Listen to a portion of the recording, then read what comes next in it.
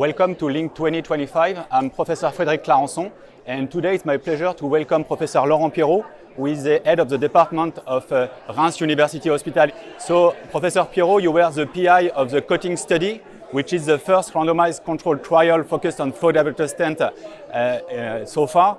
So, could you please explain the rationale to use flow diverter stent with the coating?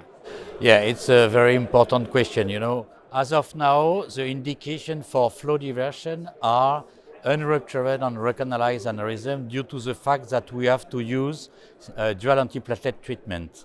The goal of a surface modification is to have a coverage of the flow diverter which will inhibit platelet aggregation so that we can use single antiplatelet treatment. Could you please summarize the protocol of the COATING study and the result of the COATING study? So the COATING study is a randomized controlled trial conducted in Europe. The goal was to compare the treatment with a coated flow diverter P64MW HPC under single antiplatelet treatment to the treatment with a bare flow diverter P64MW under dual antiplatelet treatment. And the goal was to evaluate the rate of thromboembolic complication, hemorrhagic complication, and the clinical outcome. And what about the results? So the results, as of now, we have the 1 month results in terms of safety.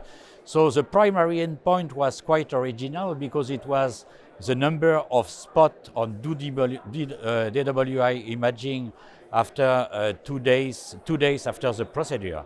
So when we look at the number of spots in the group of the HPC flow diverter with single antiplatelet treatment and the number of spots in the group under dual antiplatelet treatment with the bare flow diverter, the numbers are quite similar, which means that there were no more thromboembolic complications in the group which was treated with single antiplatelet treatment. When we look at the thromboembolic complication and the rate of hemorrhagic complication in the months following the procedure, it's exactly the same, which means that we have the same rate of thromboembolic events and the same rate of hemorrhagic events. And do you think we can extrapolate this result to other flow diverter stents with coating or surface modification? No, you know, we have different types of surface modification. We have at least 5 or 6 surface modification, but they all are different. You know, the mechanism is not the same.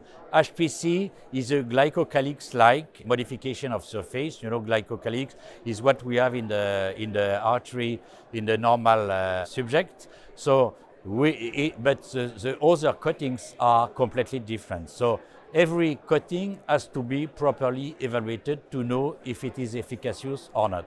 So to summarize, first, no more ischemic events with coated flow diverter stent with a single antiplatelet therapy.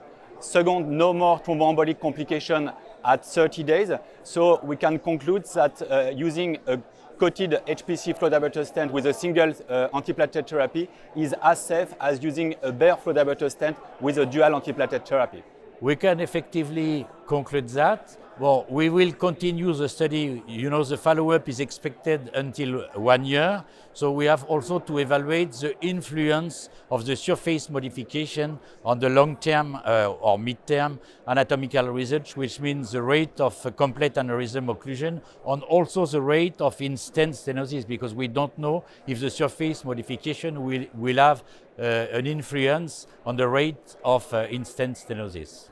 So we are looking forward to seeing this 1 year follow-up results. Thank you, Laurent. Thank you very much.